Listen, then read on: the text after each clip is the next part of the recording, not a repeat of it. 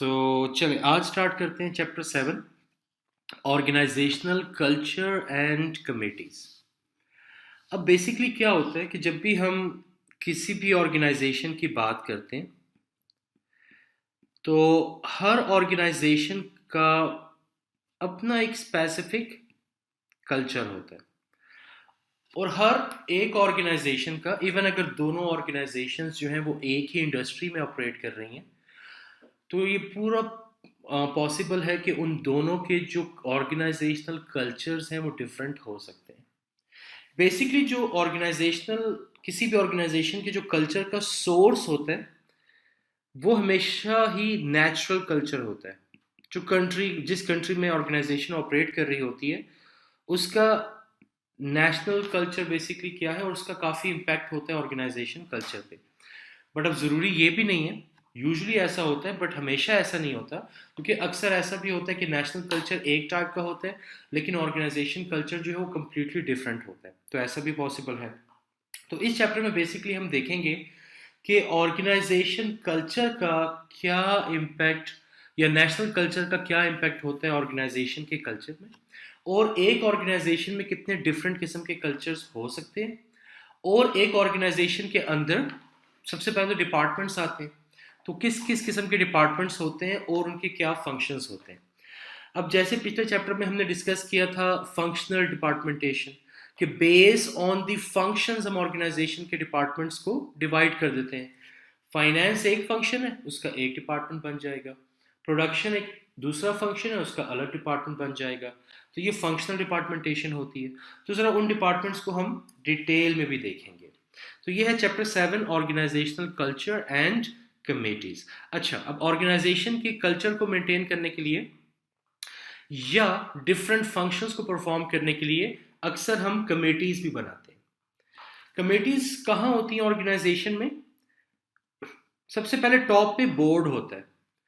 हमेशा याद रखना है कि बोर्ड के 3 एलिमेंट्स होते हैं, चेयरमैन और chairperson, executive directors and non executive directors. अब अक्सर ये होता है कि ये जो बोर्ड होता है इनके नीचे क्या होता है, डिफरेंट डिपार्टमेंट्स होते हैं।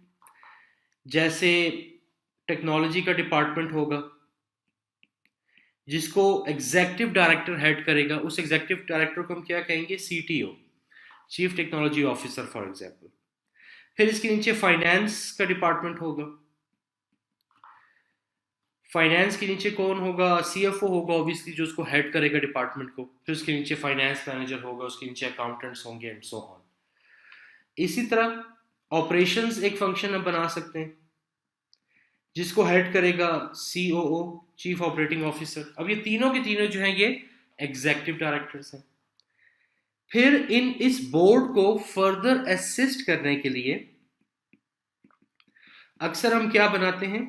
कमेटीज बनाते हैं। अब कमेटीज भी जिस तरह different departments based on different functions बनते हैं, 10 फंक्शंस में 10 डिपार्टमेंट्स होंगे। इसी तरह अगर 10 ऑब्जेक्टिव्स हैं हमारे, या 10 हमारे कोई ऐसे प्रॉब्लम्स हैं जिसके लिए हमें कमेटी बनानी है, तो हर पर्पस या हर ऑब्जेक्टिव के लिए एक अलग कमेटी हमेशा बनाई जाएगी। डायरेक्टर्स की रेम्यूनरेशन डिसाइड करना कंपनीज में बहुत मुश्किल होता है, क्योंकि डायरेक्टर्स की बहुत ज़्यादा सैलरीज होती हैं। उनकी सैलरी फिक्स भी नहीं होती जैसे एम्प्लॉयज़ की होती हैं। उनकी सैलरीज को हमने शेयर प्राइस के साथ लिंक करना होता है, तो काफ़ी कॉम्प्लिकेटेड एक प्रोसीजर होता है। तो कैसे हम डायरेक्टर की सैलरी को डिसाइड करें कि कितनी सैलरी हमने पे करनी है? तो इस स्पेसिफिक पर्पस के लिए हम एक रेम्यूनरेशन कमेटी बना देते हैं। फिर डायरेक्टर्स जो है फाइनेंशियल स्टेटमेंट्स बना रहे होते हैं और उन्होंने वो रिपोर्ट करनी होती है शेयर होल्डर्स को।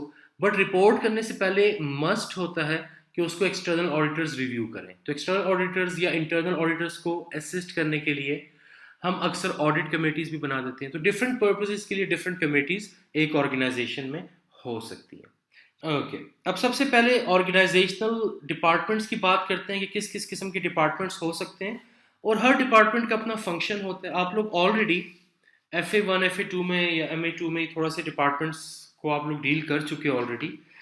पहला होता है research and development. Research and development का काम होता है इनोवेशन करना, चाहे वो इनोवेशन आपके प्रोसेसेस में हो, जो आप परफॉर्म कर रहे हो अपनी ऑर्गेनाइजेशन में, चाहे वो आपके ऑपरेशंस में हो, चाहे वो आपके प्रोडक्ट्स में हो, किसी भी चीज़ में हो सकता है ऑर्गेनाइजेशन के अंदर। अब जो ये रिसर्च करता है, रिसर्च एंड डेवलपमेंट डिपार्टमेंट, ये दो किस्म की रिसर्च करता है। एक को कहते हैं प्योर रिसर्च और दूसरी होती है अप्लाइड रिसर्च। प्योर रिसर्च क्या होती है कि इसका कोई इमीडिएट कमर्शियल बेनिफिट नहीं होता। मतलब ये ऐसी रिसर्च नहीं है कि इसकी फाइंडिंग्स आएंगी तो डायरेक्टली आप इसको अप्लाई करेंगे और डायरेक्टली सेल करेंगे और प्रॉफिट्स अर्न करना शुरू कर देंगे। बल्कि आपको पता होता है कि आपको कोई प्रॉब्लम आ रही है, जैसे आपके प्रोडक्ट डिज़ाइन में आपको कोई प्रॉब्लम आ रही है, तो आप चाहते हैं कि इस प्रॉब्लम को सॉल्व करें, तो उसके लिए आप प्योर रिसर्च सबसे पहले कंडक्ट करेंगे। तो प्योर रिसर्च का मतलब ये होता है कि आप एक साइंटिफिक नॉलेज एक्वायर करें which will help you to solve that specific problem related to your process, related to your operations, to your products and so on. फिर अप्लाइड रिसर्च होती है।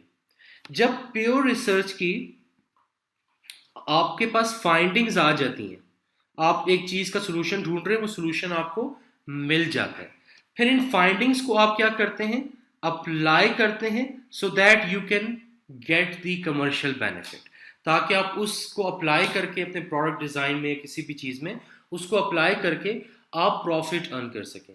इसे कहते हैं अप्लाइड रिसर्च। तो पहले प्योर रिसर्च होती है, उसकी जब फाइंडिंग्स आ जाती हैं, उन फाइंडिंग्स को अप्लाई करते हुए हम फिर जो फर्दर रिसर्च करते हैं या फर्दर हम उसको कमर्शलाइज करते हैं, उसको हम अप्लाइड रिसर्च कहते हैं।